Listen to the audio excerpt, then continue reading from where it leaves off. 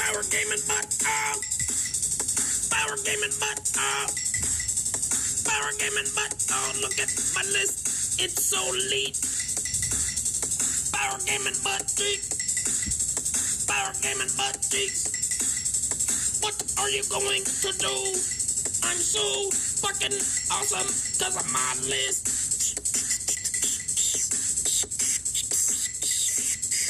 Power gaming, but Hello there, 40Kers. This is Jimmy Prescott with the FloridaMan40k. Joining me today is Dan, the man with the plan to live in a can. Smith, how you doing? I'm doing all right. Just hanging out, loving life. As always. And also a very special one-time guest, you'd never guess, John Lennon, winner of the world itself. How are you doing? Well, I'm really just struggling to match your enthusiasm, apparently. And by the world, I mean Crucible this past weekend. A wonderful event, surely, right? Crucible is the world to me. The world. To all of us. All of us us in Florida boys. The largest event in Florida, right? Yeah, absolutely. So, I mean, what more could we ask for here at FloridaMan40k? It has 69 people, the official number of Florida. Nice. It is Yeah. true. Nice. Very true. And it was won by the Florida Man. Well, yeah, that's kind of how I got the name. Yeah, that's the whole point. That's the whole point. That's Alright, so we are here to break down our performances at Crucible. Both Daniel and myself were able to attend this past weekend, so we'll be talking a little bit about what went down and, our respective paths to the top. And after that, we did have the Iron Hands FAQ drop today, and I'm sure that will affect something since we were both playing it at Crucible. So we're going to kind of talk about how that went down, how it's going to affect our list, how it's going to affect everyone else's lists. And I think tonight's going to be a good episode. yeah. Yeah. So, I'm ready to dive in. You guys ready? Yes. I'm all ready. Cool. All right. So we want to start, tell us what you brought, Daniel. I think the last episode we hadn't quite decided what you were going to have. Yeah. So, just a little brief thing, I guess. I decided 2 weeks before the event to bring a army that I literally owned one unit for, and that was the Iron Hands triple repulsor spam, repulsor executioner, because apparently another one exists. It doesn't, but, well, I guess now it does, kind of. It does now. But anyways, so I brought the triple repulsor, triple thunderfire cannon. I guess I can go into full detail of all the units. I don't know that I need to. That's pretty much the meat and potatoes of it. I've got buff characters. Triple repulsor, and then 3 thunderfires and an ironclad, and then you have the HQ choices that one would expect. But Yep. that list is obviously changing, so we're not going to dive too much into how that functions because everyone knows, and now no one cares. Yep. But that list did do well for me. I managed to make it all the way to top table, which was actually even exceeded my goals. My goal was 5-1 because honestly, at a major, 5-1 is outstanding and top 4, and I met both of those goals. So I was very happy with the weekend. Yeah, absolutely. We did have a Florida Man top table, which I thought was very exciting.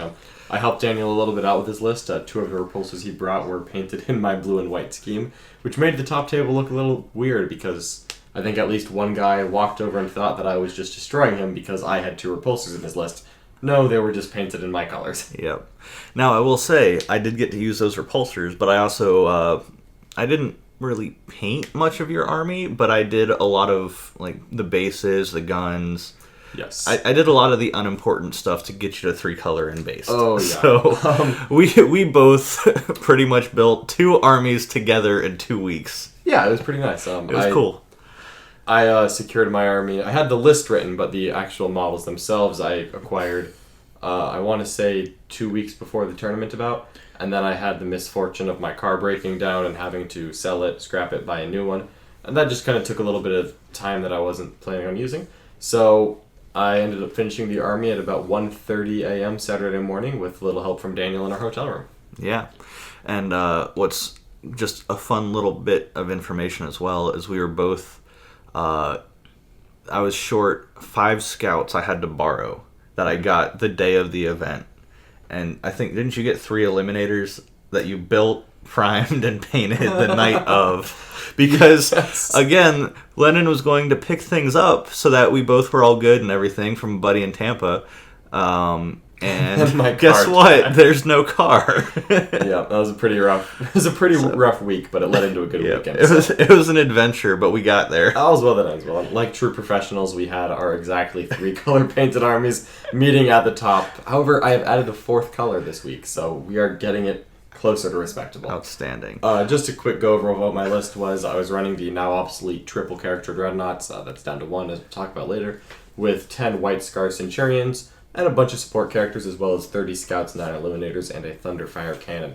The list worked super well as designed. I only got 2 playtesting games going into it, so I was a little nervous that I'd missed something in my theory crafting.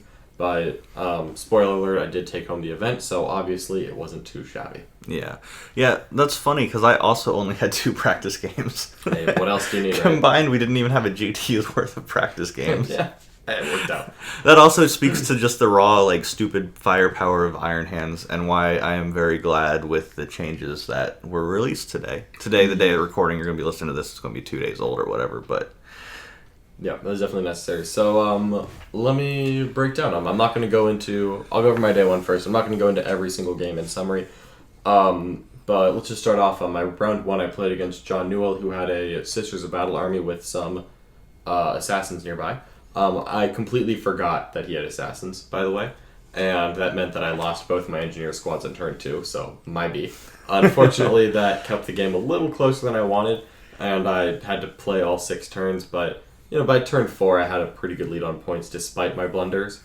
Really what that one came down to was Centurions in a ruin are impossible to shoot down. Characters behind a ruin with Centurions in it are literally impossible to shoot. And I was just able to control the board and Kool-Aid Man through the walls to get my kills. And other than my Engineer blunder, which just cost me a couple secondary points, I was still able to pull away for like an 8 or 9 point win. Nothing crazy, but...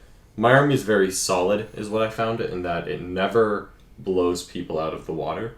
I'm never going to be that guy who wins, 41-3, but I am almost always getting those differential points and just kind of outlasting my opponent. So that's the way I like to play the game, just because it's very reliable. Round 2, I played against Matt Hunt, and he had a Gallant, 2 Armigers, a couple Custodia units. Unfortunately for him, his army was almost exclusively melee, so again, my character Dreadnoughts did a ton of work, just shooting at his big targets with las cannons, and then Centurions and melee mopped that one up pretty quickly. Round 3 was a little more challenging for me. I played against Bruce Merker. He had the dreaded triple executioner list, but that's what I was prepared for. In the end, las cannon Dreadnoughts were able to wear the tanks down, and then Centurions made charges, and their extremely high melee damage was able to finish things off. I was able to kill all 3 repulsors by the end of turn 3, and from there, I pretty much just controlled the game. Yeah. So, I'll go through my day 1 as well. But yeah, one thing I noticed is your army scored very consistently in that 30-point range, which we've talked about in the past, the 30-point game. Mm-hmm. And it absolutely had the board control to play hold more, but also the damage potential to at least negate your opponent getting kill more, if not take it for yourself. And one turn, if you're playing a defensive list, and if you can just get kill more for one turn, you've almost locked the game up on that turn. Like, it has to go pretty bad for you to lose. And I feel like that, from what I saw, seemed to be exactly what your list wanted to do. Yep, and I will say that I did steal a little bit of playstyle from our good friend of the show, Richard Siegler here. Everyone always says, "Oh, Richard Siegler, you have 17 different 2-man drone units," or whatever ridiculous number that it is. How do you not give up kill more every single turn? It's because Richard usually loses 8 units on one turn and then 1 unit on the other 5 turns, because he'll sacrifice all his 2-man drones at once if he's concerned about that, by keeping them near the tides and just passing the wounds off to all those squads. Similarly, if I felt that I was going to be in an attritional game where I needed to get a couple kill mores to win, I would sacrifice all 30 scouts on one turn. Mm-hmm. In one glorious charge, moment of bloodshed, just get them all up in there, cause some havoc, and yeah, they're scouts, they're gonna die. Mm-hmm. But I would lose 6 scouts on one turn, and you're right, you got kill more that turn, and after that, you can shoot at a Centurion and cover. Yeah. 4 characters, and then they just weren't getting the kill more ever again. And if they somehow could shoot the Eliminators, plot twist, Eliminators are hard to move. Eliminators are pretty tanky. They're a lot harder to move than you think. Yeah, no kidding. All right, so I'll run through my day one real fast. Yeah. So my first opponent was Gene Stealer Cult, and it was a ranged Gene Stealer Cult list. The guy's name was Jasper. He said it was his first ITC event, but he was very technically sound. He understood the rules of the game very well. He just didn't understand the ITC mission pack incredibly well, and that showed with some of the decisions he made. But he, on his turn 2 drop, actually killed a repulsor, and I had killed some little things that didn't matter, but I actually had to play from behind for a little bit. Unfortunately for him, the thing that repulsor executioners are best at is removing hordes of bodies that have a 5-up armor save, because the entire platform basically is AP2 with the Devastator Doctrine, and I have a million shots.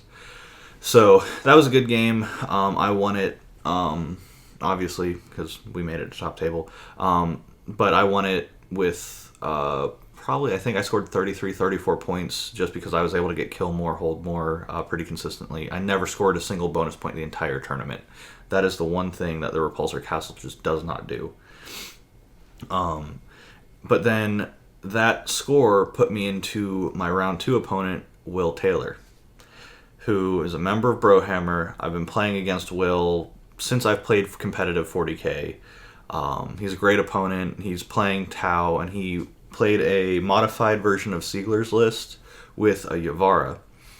And I knew that was going to be tough because the Yavara can do mortal wounds. It has flat damage 3. It has a lot of ways to get through vehicles, even with the Ironstone. And I think the main reason I won this is actually because Will underestimated the damage output of that Yavara. And he put 2 commanders into a repulsor and then overkilled it with the Yavara, where he probably could have just let off with the Yavara and then finished with a Riptide even, and then potentially killed a second repulsor. So just playing a unit he wasn't as familiar with. He's played it in the past. And then over-dedicating a little bit kind of put it in my favor. Thunderfire cannons are absolutely necessary. If I didn't have them, I don't kill shield drones. I just lose that game. And then that sent me into my round 3 with Tim Penny, who was also playing the triple repulsor list. Tom Pawnee. And he was absolutely Tom Pawnee. He had a couple drinks. He was feeling good. And we had discussed pre-game. I think he had 17 drops. I had 14 drops. So I could put 3 units, not counting Pharaohs, into my repulsors and get down to 11. If he put 6 units into his repulsors, and one of those was Pharaohs, he could get down to 11. And he placed the first unit. So as he was deploying, he put his everything he could, including Pharaohs, into a repulsor. He got the +1. He won the roll-off. Did he win it because of the +1? He won it. No, he rolled a 5, I rolled a 2. So he would have gotten it anyway. So, but still. But it loads the odds. Respect the game. However, unfortunately, there is that 16% chance that I roll a 6. And I did. Jerk. And Pharaohs, which this is incredibly relevant information now with the FAQ, turns out repulsors without an invulnerable save just are not as durable. Because AP5, minimum damage 3. Yeah, just cuts and pastes. It's the truth. So I killed 2 repulsors in my turn 1. His turn 1, he responded, killed a unit of scouts, and did, I think, 8 damage to a repulsor. And looked at the board state, says, let's go grab a beer. So that was my game 3. Yeah. It was a lot of fun, though, and we both learned a lot about Iron Hands in that game. Oh, we already knew that whoever went first. Come on. Yeah. Well, so if he would have had the invul, I probably only kill 1, and because he had eliminators and I didn't, he actually could have gotten through my Chapter Master Ironstone and had the chance, but that's not how it went. Nope. So that was my day 1. I think I scored close to 100 points in 3 games, which was pretty satisfying. Yeah, sure. One thing that I want to kind of point out before we move forward might have been something that you guys planned on talking about anyway, but I'm not sure if this is happening everywhere in response to the Space Marines release, but our top 3 Tau players did bring a Yavara to this most recent event, and that would seem like an unusual choice to happen all of a sudden, because Yavaras, for anybody who is familiar with Tau, it's a Forge World model that is entirely overpointed. But the reason it was brought to this event by Richard Siegler as well, Richard Martin and Will Taylor, it is like a really big damage drop that they brought specifically because we all knew that Iron Hands were going to be a major contender after the Space Marines release. So y'all both fought against Yavaras. Yes. Do you think that, well, it kind of changes the state of the game now, but do you think that they were a good response, or do you think, like with practice, do you think that they could do a little better, or do you think that they were just not fit for the job? I think that pre-Iron Hands FAQ that the Yavara was the only way that Tau were going to coexist with Iron Hands. I will point out that in round 4, Richard Siegler did play against a triple repulsor list, and he absolutely slaughtered it with his magical Tau, because Richard Siegler is a god amongst men. I want to say, I remember walking by the table at one point, I think after my game was done, and there were 3 of the 4 Riptide equivalents left and 0 tanks left. So that should tell you about how that game went. Yeah. At the time, absolutely that was the right call. With the Iron Hands nerf, we'll probably talk about this a little bit more in the second part of the episode. I think Tau are perfectly viable without having the without needing Yavara. So I don't necessarily expect to see it become a common choice, but it's still pretty cool, and it is very good at killing Space Marines because of the high AP and damage of its weapons. Yeah. I think there's still some play. I'm not sure exactly how to fit it in comfortably, because I think 3 Sib Commanders are necessary, and I personally think you need to have 3 Riptides. Will's variant had 2 Riptides in the Yavara, so it had a lot of drones and kept all 3 Sib Commanders. Siegler only had the 1 Commander, but kept all 3 Riptides and the Yavara. I'm not sure which one I like better, and I do think the Yavara overall performed well. It has a place in the Marine meta. If it was 100 points cheaper, it would be an auto take. Yeah. I think that's the biggest thing. You're throwing away a lot of points for an answer to one list. It is 400 points, so very expensive. Yeah. And the problem is, because it cannot get to the 3-up invul, it will be dead by the end of the game. Did you make it worth it?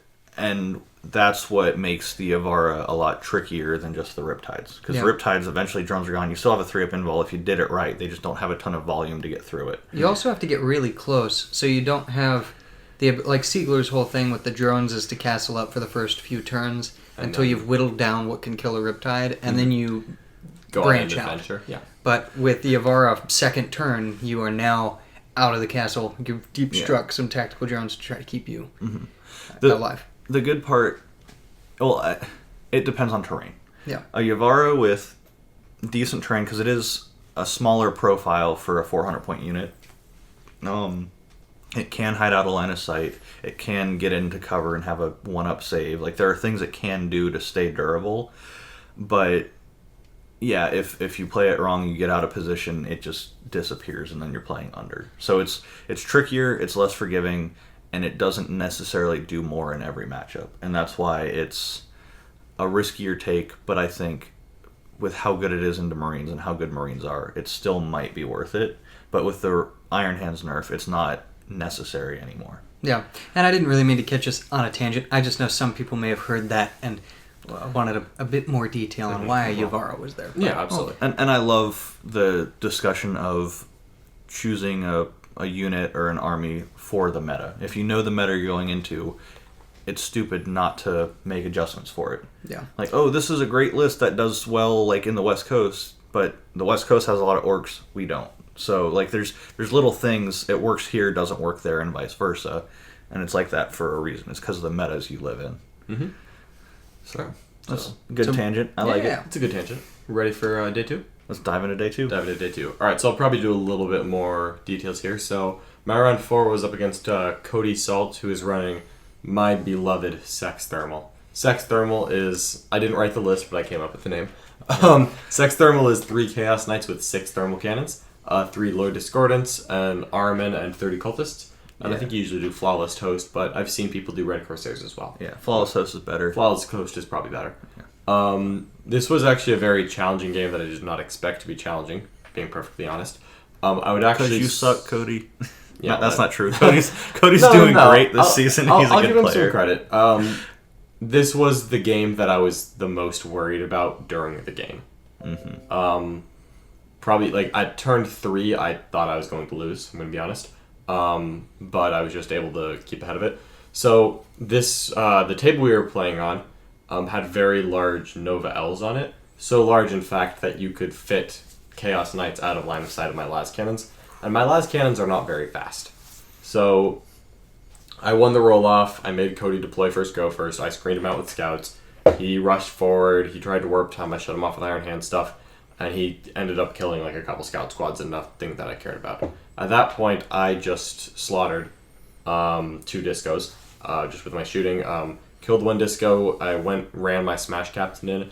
The Smash Captain, unfortunately, completely whiffed. I think I did 6 wounds to a Disco Lord at damage 4. He failed 2 5-up invulns. He was still alive. He killed me. I fought on death, killed him, and damaged the knight. Mm-hmm. Less than I was expecting, to be honest, but it worked out well. But unfortunately, the Thermal Cannon Knights kind of stayed around for a couple turns and killed all of my Centurions. And he still had, I think by the end of turn 3, I was out of Centurions. He had 2 Knights left and a Disco Lord left, and they were all out of line of sight.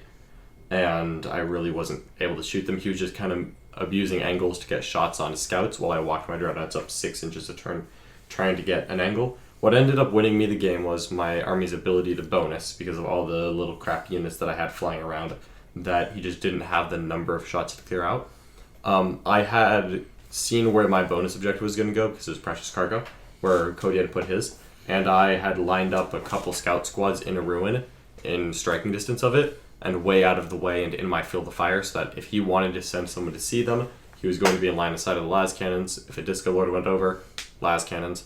And I ended up advancing a squad a turn out of that box, going in, charging and killing a cultist squad, because that's what it was holding as objectives, and murking a cultist squad and sitting on the objective. Then another cultist squad would run up. It would kill 4 of the scouts, not 5. And then the next scout squad ran forward and murked them. And then I had 2 squads on the objective, and I got the bonus point for 3 or 4 turns in a row, as well as getting hold more. And even though I kind of had to dance around the knights, and I did end up killing a second knight by baiting him out with just because he ran out of options, and eventually the las cannons did have range of fire on turn 5 and 6. So I did kill the second knight that way. And then I was just tremor shelling a Disco Lord for 3 turns to make sure he didn't try anything cute. But really, it was me spreading the scouts around and all the little units, just having more small units around that he could deal with without getting back into my threat range is what won me that game by a couple points at the end. Yeah, when I walked by, looking at it, I saw the cultist scout battle, and I was like, oh, that's interesting. I didn't realize, like, this is the entire game. The entire game was me having a Thunderfire barely in range of that objective and shooting scouts, and me shooting cultists, and me having little scout squads running onto it, getting me hold more, getting me a kill a turn by killing cultists because I couldn't kill anything else, and getting me a bonus point to really keep the scoreboard in my favor. That is one thing I love, by the way, with the Thunderfire cannons, is putting them 56.9 inches away from the edge of an objective. Yeah. Because if you want to hold it, you're taking punishment. Yeah. And that's what I did in my game 5, which I'll go into a little bit Super later. satisfying. But it was good. Thunderfires are great. They are. Round 5 was up against the one and only Richard Siegler. This was an interesting one. I knew that Richard had been practicing against my list because Richard lives in the 40k trap house of Tallahassee, where you get, a couple random top 10 players living in the same apartment complex. So I know that he was getting really good practice, and I had gotten 1 game in against Will Taylor's Tau before the event. That was one of my 2 practice games. So I kind of knew what the general concept of Tau was. I played against Richard before. I knew he had good practice against me, and I think we both realized that the entire game was going to come down to the Master of Snares White Scar Captain, and it did. So I was able to deploy it. I won the roll-off and I made him go first. And I'd kind of baited things out to where I had my Smash Captain relatively close to the front. I had 1 Centurion unit firmly in front of him in cover. And then I had an Eliminator squad that was going to be in between him and the closest to, and between the Smash Captain and any of his models. And I had put them inside of an L because the top couple tables had L's on them, which was kind of fun. And I kind of had that there as a bait of is Richard going to come try and kill the Smash Captain, or is he going to let the Smash Captain come to him? Richard took the bait, and I don't want to say that it was the wrong call, because if it had worked, it would have been amazing for him and almost certainly won him the game. But it didn't work. Richard thought that he was going to kill it, and I thought he wasn't going to do as much damage as he did. With transhuman metabolism on my Centurion unit, the first Riptide that fired killed 3 Centurions, and I just about shit my pants. Not gonna lie. Like, I really was not expecting that to happen, and then it did, and I was like, oh god.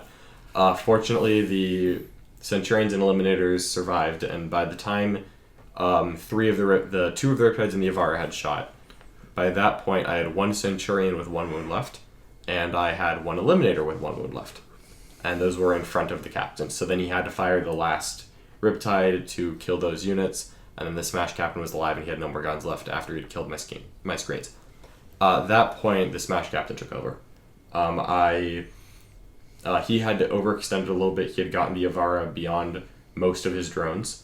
So I shot all those drones to death, and then I put 8 las cannons into the Avara and killed it. I had a little leftover fire that I put into Riptide and did some pretty good damage to it. And then my Smash Captain ran forward, got no Overwatch on a Psychic Power, did a 3d6 plus 3 charge, and ended up going 13 inches, and tagged 2 Riptides in combat. Master of Snares held both of them down on Richard's next turn, and at that point he was just never able to leverage enough firepower to clear through the random shitty scout units that I threw all over the board, and the character Dreadnoughts just kept shooting. That Smash Captain spent 9 consecutive rounds in combat, just consolidating into new units, snaring them, preventing Richard from ever getting a really good shooting phase off, because I almost always had 1 or 2 of his threat units kind of hold away. Mm-hmm. And I was able to smite out one of the Riptides, and eventually I was able to shoot down the other Riptide, because very slowly I was picking away the drone units. And that was just kind of how the game went, was he has to stay in his blob, because if I snare some stuff and then he leaves, I just fall back from combat, shoot whatever he left behind to death very easily, and I'm White Scars, so I just charge into the next thing. So if he had left it alone, then I'm just getting free kills, and if he stays close to me, I'm just keep consolidating into new units when I'm done with the existing ones. So it was definitely a hard situation. The Master of Snares is a very good counter to Tau. Yeah. Because they don't have an anti-psychic at the moment. We'll see what the future brings. So I could very reliably get an Overwatch, get the captain in combat, and then the Master of Snares would took over while he tried to punch me to death. And it takes Tau 9 rounds of combat to punch a captain to death. But you do have to give Richard some love, because the model that finally punched the snare dude out, the Master of Snares, was his commander. Yes, his Crisis Commander. Richard's commander just walked up and said, "I'm tired of you punking my army," and just smacked him and killed him. Okay, to be fair, it was 4 rounds of combat with the commander, and I killed the commander right after that. That's fine. But the commander smacked him down and said, "This is my house." Yeah, the commander did smack my captain down at the end, but he did his job and just let me win the shooting battle for a couple turns in a row while I also had the board control, and he couldn't really move to stop me. So I don't think that Richard really made many mistakes there. He went for the Gambit because I think he knew that he was at a slight disadvantage as long as I had the Snare Captain alive, so he went for a knockout punch, and if he had landed that punch and if he had killed the Snare Captain before my turn 1, well, that game is really hard at that point, and yeah. At that point he wins it 95 out of 100. Yeah. But, I'll take a win against Seagull any day I can get it, so I am happy with that, and that will take me up to round 6. Yeah. All right, so I'll backpedal to my rounds 4 and 5. Round 4 was against Mark Perry, who I think just slipped out of top 10 of the ITC, but has been... I think he's 11 at the moment. Yeah, still amazing. What a loser. He's a great freaking Chaos player. And our game was a lot of fun. I have a lot of respect for Mark. And he actually... I was a little nervous because I know what Chaos does. Chaos is my primary army. I know Mark is playing a weird summoning list, so it's hard to pick secondaries. I know he's got the Contorted Epitome and just certain ways that he can lock me down and win the game. He's going to have board control. He's got consistent damage with the smites. He has a very good shot. If I misstep, he's going to take advantage. I'm going to lose. And Mark, because he's like just one of the nicest people in the world, during my turn 1, he just looks at me and he's like, settle down, calm down. Like, you're making a lot of really good decisions, but you need to just slow down and make sure you don't miss anything. And I was like, Mark, you're playing against me. Like, why you gotta be nice? It just gives you a back massage. Pretty much. Like, I think we touched beards. Like, it was... He's just like, settle down. It'll be, like, just... You know this matchup. You know my army better than you know your own army. Like, settle down. You'll be okay. And so, that was actually really just cool. I love Mark. And, so I kind of take a deep breath, get my game plan going. I got my castle set up. And I had cleared, like, blocked out my left flank, and I knew he would have to put pressure on my right flank. And so I had my Thunderfires with my Tech Priests on the right flank. And Mark deep strikes 30 Plague Bearers, and I had bubbled out with Repulsors, so on the deep strike he's going to have a 10-inch charge after the Musician and the Repulsor -2 to charge. So that's a gamble I'm willing to take. But he strings all the way around and gets to where one Tech Priest is at 9 inches. So that's only an 8-inch charge.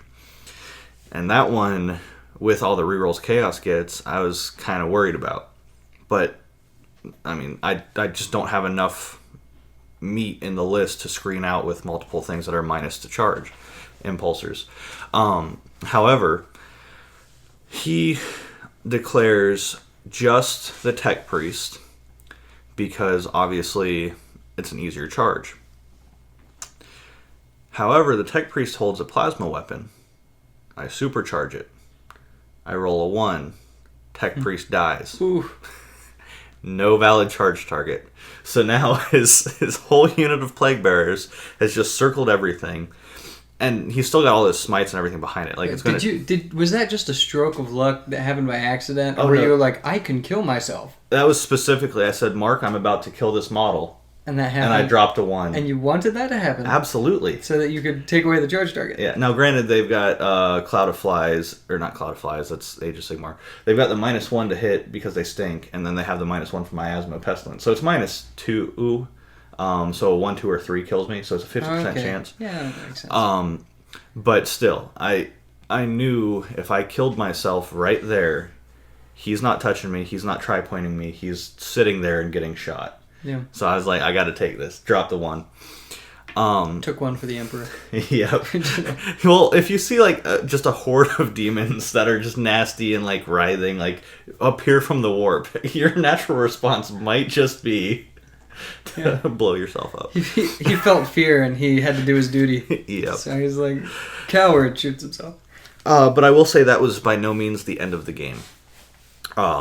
What finally sealed the deal, and this is something that's been discussed a lot, is putting vehicles with fly on top of buildings.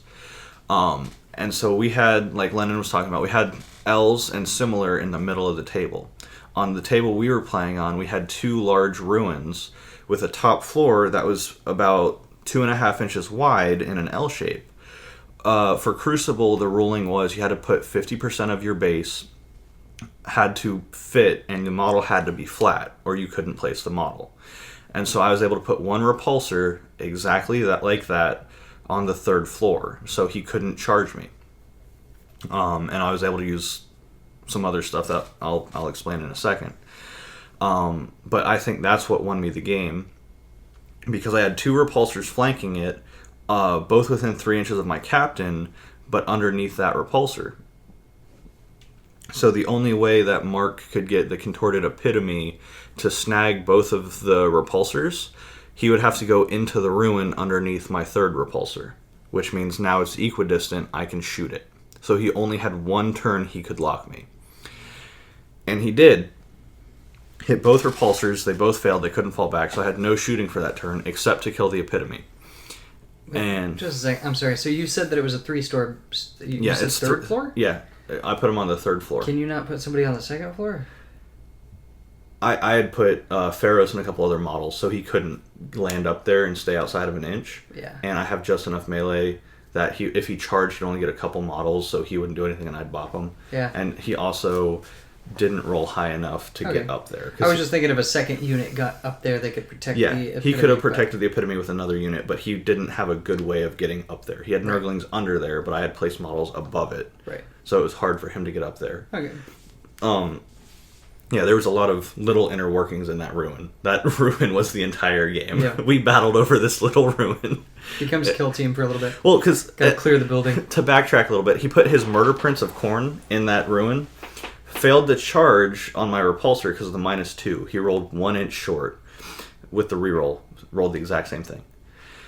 So then I was able to peek around and make the Demon Prince the closest and blew it up with a repulsor. And then, so he'd move stuff in and then use that to jump out and not eat Overwatch. But if it failed, then I'd go around and shoot in. And it was like this crazy back and forth over this ruin. So that's why I put the repulsor up there. It was like, stop going in there. And he went in there because he had to. And I was like, I'm shooting you then. So it was a close game. But after I got rid of the Epitome, I gained the mobility I needed to where I could even hop his screens and shoot characters, because he had spread so thin to try to lock me in the castle that once his lines broke, I was able to then spread out. And I don't need the Ironstone because he doesn't have shooting, and he only had 1 Demon Prince left. And that 1 Demon Prince, even without my Ironstone buff, shouldn't kill a full health repulsor. So I managed to break out and finish that game out, but it was a lot of fun and really close. And that's what put me into round 5 against Mark Parker, who is playing Orcs and has about 200 models. I will say, 200 models is intimidating unless you have about 200 shots that are hyper efficient.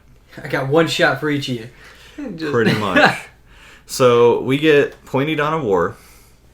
I go first. There's nowhere for him to hide all the bodies because there's just not enough deployment zone for all of them.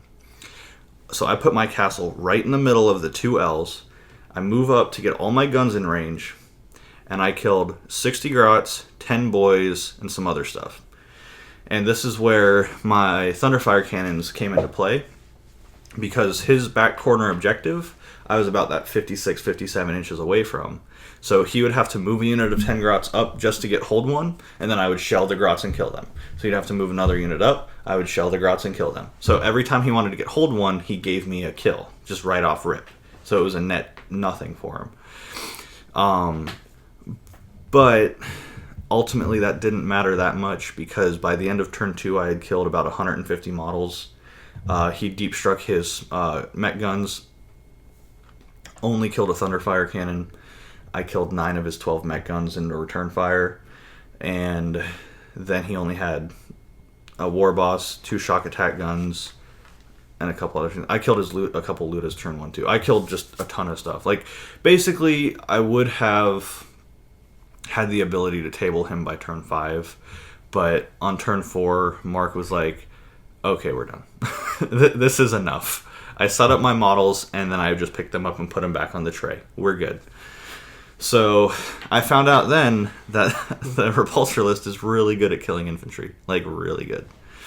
Really, that's when you found out? I mean, I knew, but yeah, you know. That's when it confirmed. Because I was actually really nervous about that game, because the shock attack guns can just go off sometimes. Smasher guns can go off. Like, Orcs have the ability to just take over games with a couple die rolls. Yeah. It was actually kind of funny talking to you before the game, because you were asking for help over lunch, and I was like, Daniel, you can either go second or go first. Either way, just shoot him to death. And I was like, well, yeah, but what about this? And what about that? And what secondary should I pick? Pick the ones that involve killing the infantry. Yeah. Well, yeah, but just go shoot things. It's very simple. Stop overthinking it. You're playing Iron Hands. There is some thought involved in Iron Hands, but sometimes you can just very simply autopilot that list into victory. And isn't that fun? Yeah. Yep. And that sets you up at 5-0. Yep, that put me to 5-0. Me up at 5-0. And I finished before Lennon, so I was like, well, I'm either fighting John Lennon or Richard Siegler, so it was a good run. The end of the line. I made it to 5-0. That was the goal. Had Mark at that point won? He had won his 4 previous games to meet you in that one. Yeah. Yep. Nice. Which I he know had a super cool list. He's been having really bad luck with Orcs recently. Like, I think I've gone against him in the past 2 tournaments that I've been in. Sorry, you threw me off. I played 2 Marks in a row. I was thinking Parker. Right. Yeah, Parker was 4-0. That's cool. And though. he made top 8 in Nova with that list. He was number 3 or 4 in Nova. Oof. Mark Parker definitely had gone on a bit of a cold streak for most of the year. The old war boss was hibernating. Yeah. But he came back with a vengeance. Full wog mode. He's clever and brutal, or cunning and brutal. Yeah, brutal and cunning. Brutal and cunning. Now he's been on a very good run the past month or 2, but up until that point, I think he had just been experimenting a lot and wasn't really sure what direction he wanted to take the orcs. And he finally found something that he liked and has worked with his playstyle, and he's been doing very well. Yeah. He did finish up 5-1, and I want to say 5th place at Crucible this year. He finished 5th. Oh, wow. So certainly right up there, and he lost to a list that is no longer valid, so he can always hang his hat on that. And Yeah. if the top 4 at Nova was enough. Mm-hmm. But anyway, top table, me versus Daniel. Daniel and I had driven up together. We obviously recorded this show together. We roomed together. We were sharing the same bed. Wink wink. I was hoping some of his greatness would rub off on me. No, I was a little bit nervous because the last 2 tournaments, like 2 big tournaments I'd been to, I think I lost to the person I was rooming with. Nova, I got knocked out by Siegler. BAO, I got knocked out by Jim Vessel. And I was like, oh no, not The this curse. again. Not this again. I just need to stop sleeping with so many people. Yes, you do. Stop it. All right. Anyway, so that one was interesting. I was a little nervous. Like, I just beaten Triple Executioner before. I knew on paper I had the advantage. I knew your list. Unfortunately, you knew mine, and I like to play against people who don't know what I'm doing because it just makes things easier. Mm-hmm. But you did understand what was going on. Yeah. And you had that Ironclad who I had specifically recommended so that you could kill Centurions, and lo and behold, that was a terrible idea on my part.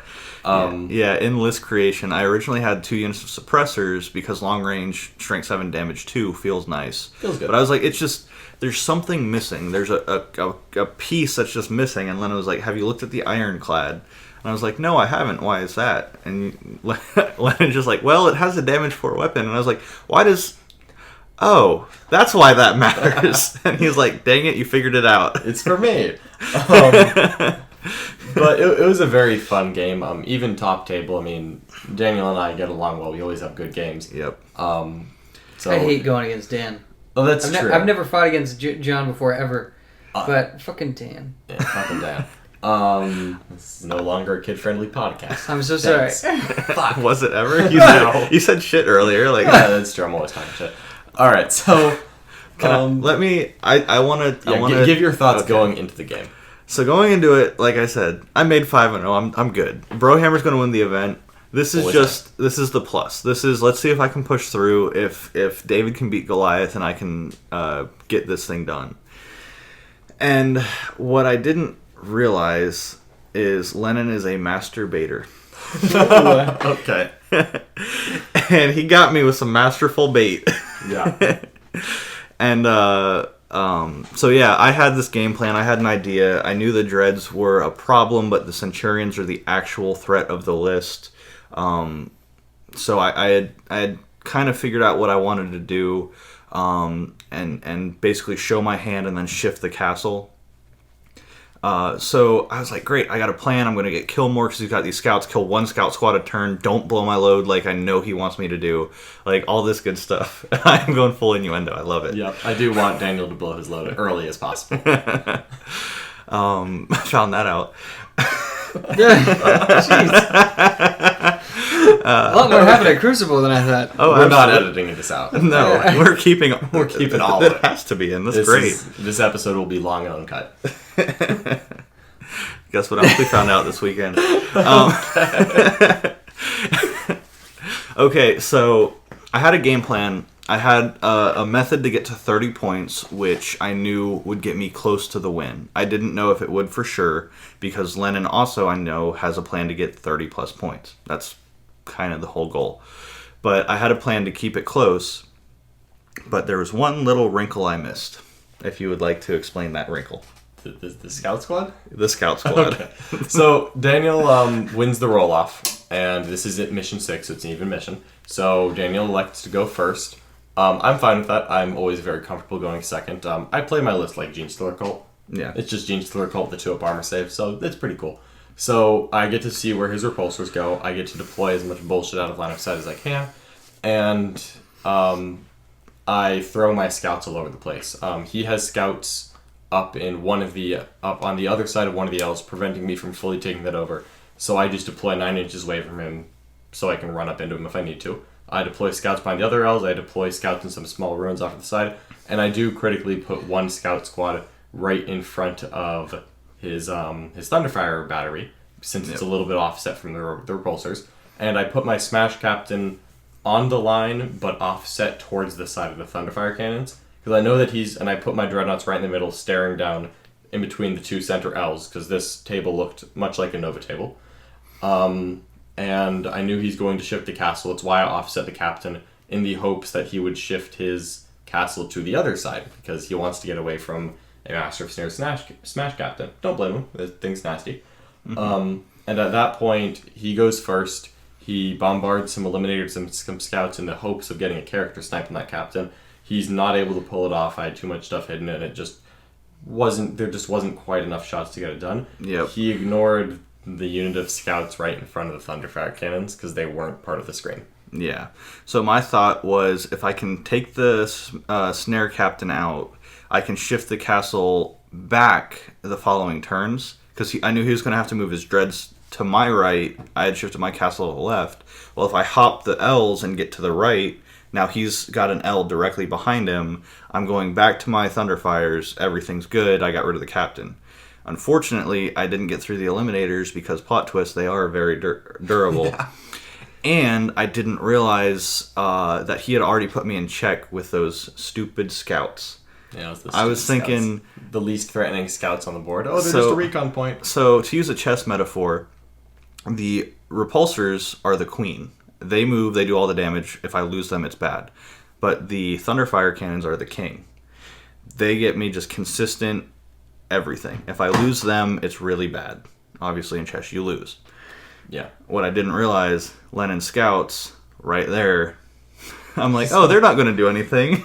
So let me explain what I did with these stupid scouts. So I moved them, his little batteries behind a ruin, because he didn't want to get shot by dreadnoughts. It makes sense. I put them on the other side of the ruin, didn't charge any of the guns, but wasn't taking Overwatch. I charged one of the Tech Marine gunners, who couldn't see me, so he doesn't fire Overwatch with his flamer. Great. I charge, I get within an inch. Also, I can't supercharge my plasma and kill myself again. Yeah, well, I was totally taking that Hail Mary if you gave it to me. I don't play that game. I know you don't, but that was the Hail Mary I was going to take if you gave it to me. I don't play that game. So, Daniel makes a bit of a mistake here. He does not heroic intervene to base me.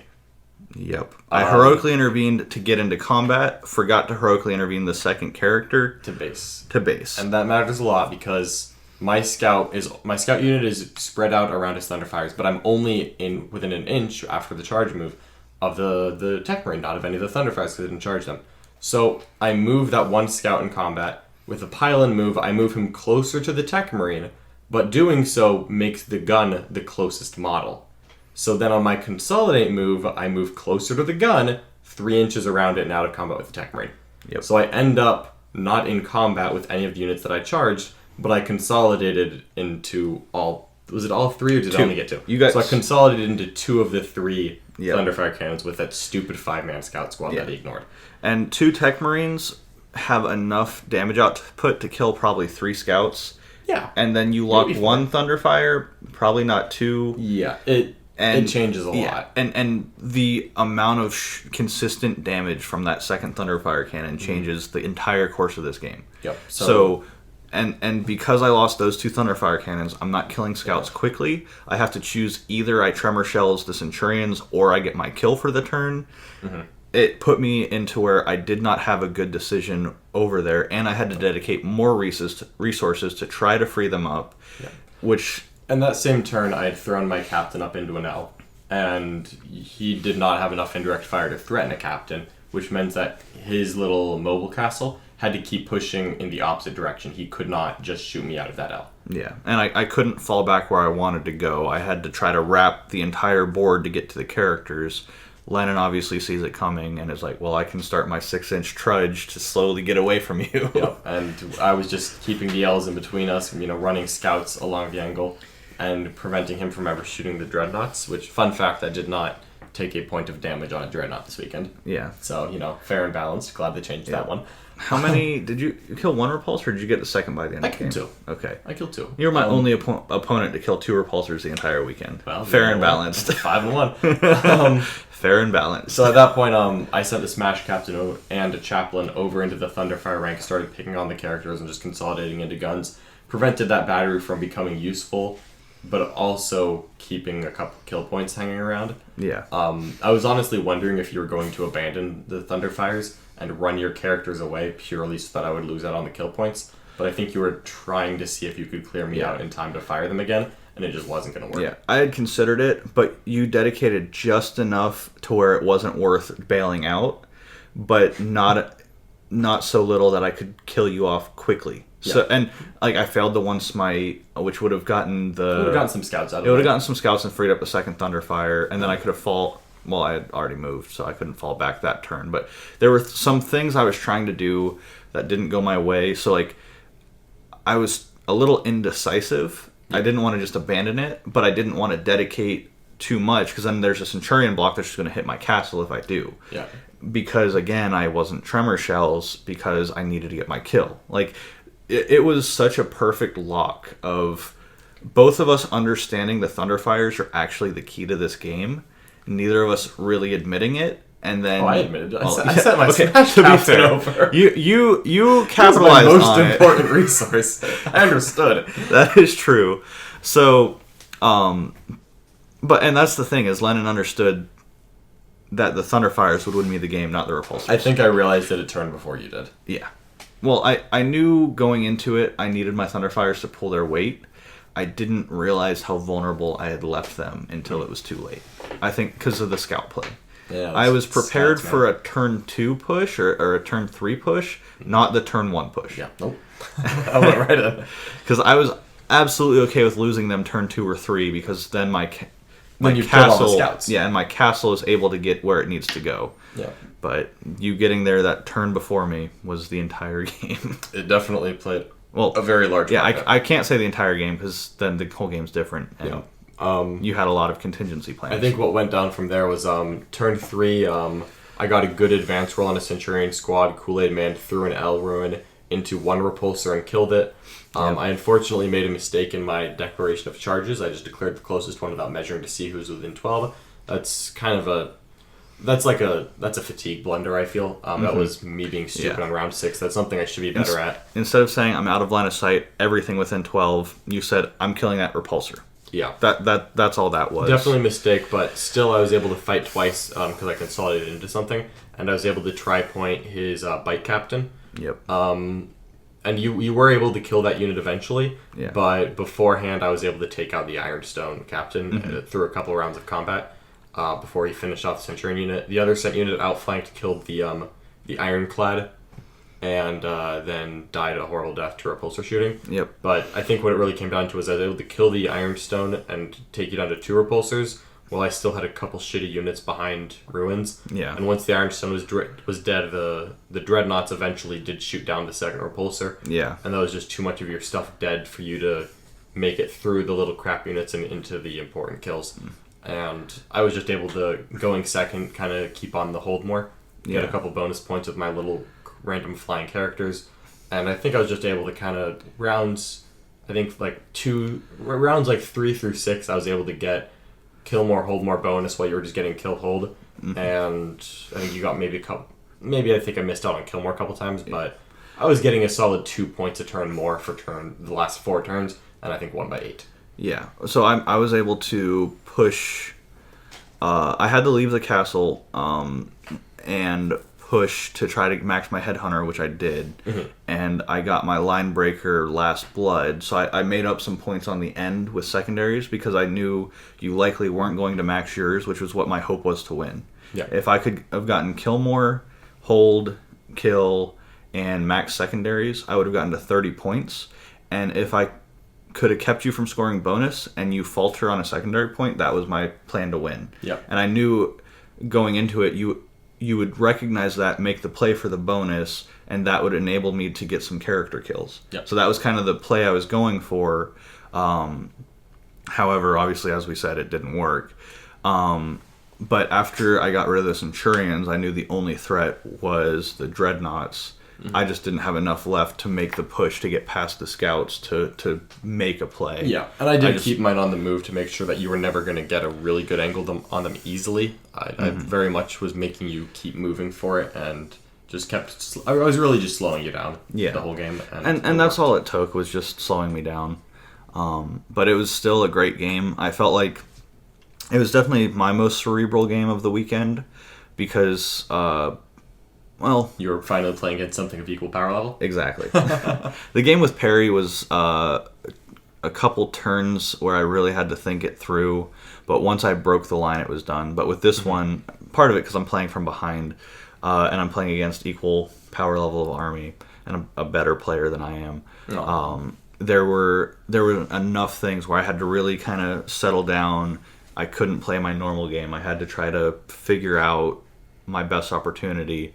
And unfortunately, I oversaw two things on the same turn where 2 units of scouts were, and that started me down a bad path early, and I didn't recover.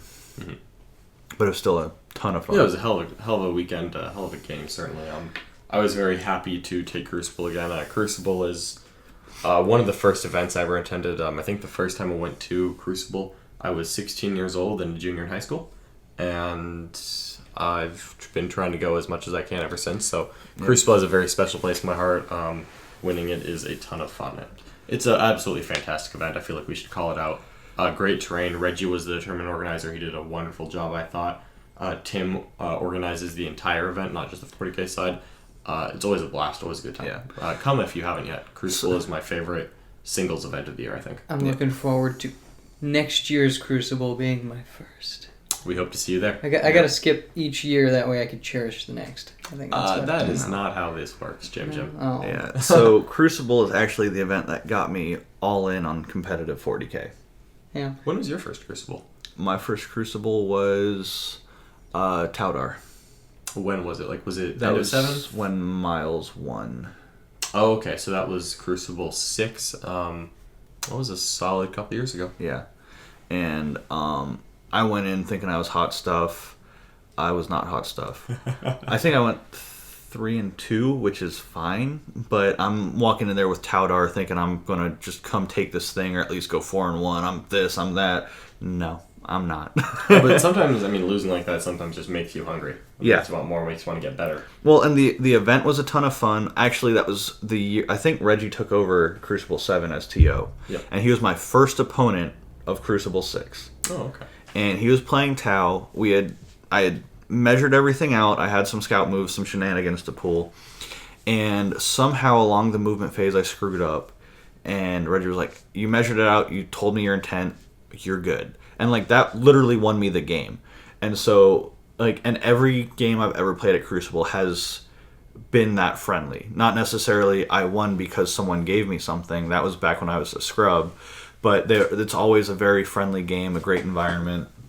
And I try to do the same because of Reggie and because of that interaction. I try to always work with people, explain things to them, and hey man, I know you meant to do this. Go ahead and do it. It's fine. So Crucible is just one of the best events in the sense that it just feels very friendly, very open. It's very well air conditioned. It's very clean. There's a lot of cool vendors. There's just It's my favorite singles event, I agree. I think ATC might be my favorite overall event, but Crucible is absolutely my favorite singles event. I'm in the same boat, but ATC has its own magic that is kind of hard to replicate by necessity. It's just different. You can't compare the two events. Yeah. All right, well, I think that wraps up Crucible. I think we still got time for a little bit of maybe a shorter dive into Iron Hands. Yeah, because that took an hour when we expected it to take about 25 minutes. Well, I like the sound of your voice, Daniel. I know. Trust me, I know. All right, so what do you say? Power through, get a little bit of Iron Hands in here? Yeah, so I'll hit some bullet points. Jimmy will give a hot take, and Lennon, you sit there, look pretty, and I think you had something you were going to say. I was going to give a little summary of what the changes were. Well, that's what my bullet points were going to be. Well, okay. You can take them. I'll take them. Do All it. right, so there was a little bit of drama this morning. The Iron Hands FAQ dropped the nerfed character dreadnoughts and nothing else. And then a couple of hours later, it was, hold on, guys, here's the real one. So, Pharos lost his 5-up invuln aura. It is for infantry only now, not vehicles. The Iron Stone targets one vehicle at the beginning of the battle round. Character dreadnoughts are 0 per 1. And a couple of their stratagems went up from 1 command point to 2 command points. So, top to bottom, they nerfed everything except kind of the air wing, but even then it lost some of its initial defense. Mm-hmm. So, first of all, I think this was fantastic and necessary. Iron Hands were incredibly strong. As you can see, both Daniel and I took a quick, easy 5-0 to the top. And maybe not easy, but we took a decisive 5-0 to the top. And then the winner was obviously involving Iron Hands. I don't think that any one faction should dominate the way it did that past weekend, because it was dominated in many events, not just Crucible. I won't delve too much into the stats. There's a center for that. But Iron Hands were very strong, and they got a nerf. And I honestly think that they are still one of the better armies out there. Space Marines are still great. The main codex did not change at all. This is still a powerful supplement. You can ignore the heavy penalty while in Devastator Doctrine. You can get free real runs. You still have access to very good stratagems. You can still take a character dreadnought. Pharos is still 110 points. Yeah. Iron Hands are not in a bad spot. I saw some people complaining about Iron Hands, and then I saw some people complaining that they got nerfed. Don't complain about them getting nerfed. They earned it. They had their 2 weeks in the sun, and now they are simply as broken as the rest of us. Yeah. The rest of us. Hold on. I would like to see a record of the Games Workshop Space Marine sales between the first FAQ this morning and the second. The 3-hour period where everybody thought they were going to be fine. How many people bought the Repulsor Executioner? There are probably people who were specifically waiting and being like, this is way too good. I did see someone specifically buy 3 Repulsors in that little window. Oh boy. I'm sure that there were a lot of people who did, because there were probably a lot of people who were like, this is literally breaking the game, so we're gonna wait until the FAQ. And then the FAQ dropped, and they're like, all right, game time, boys. And then I'm always just suspicious of Games Workshop, though. So I feel like there was a plan there. Why else would they launch 2 nerfs within 3 hours of each other? Let me just put a little asterisk on this. The first FAQ was never posted on their website. Someone got a link to it, and it had been immediately shared by everyone. Games Workshop never posted that as the official FAQ. Now, it was a link to a PDF on their website, but on their front page, they didn't say, here's the Iron Hands FAQ. When that happened, it was the updated version with all the nerfs. So, yeah. I think what was more likely, and let's be clear here, I am not a playtester, consultant, reviewer, any of the above. I get to see rules on Saturday when I drive to my game store and buy it. I think that they probably had that as the initial FAQ, and then the weekend of bullshit and malarkey that just happened, and they saw Iron Hands for what they were, which was, an overpowered abomination. And so maybe that initial one was slated to go up at a certain time, and they had still been working on the new one. I don't know. I don't work for Games Workshop. But the most recent FAQ, I think it was necessary, it was good for the game, and Iron Hands are still fine.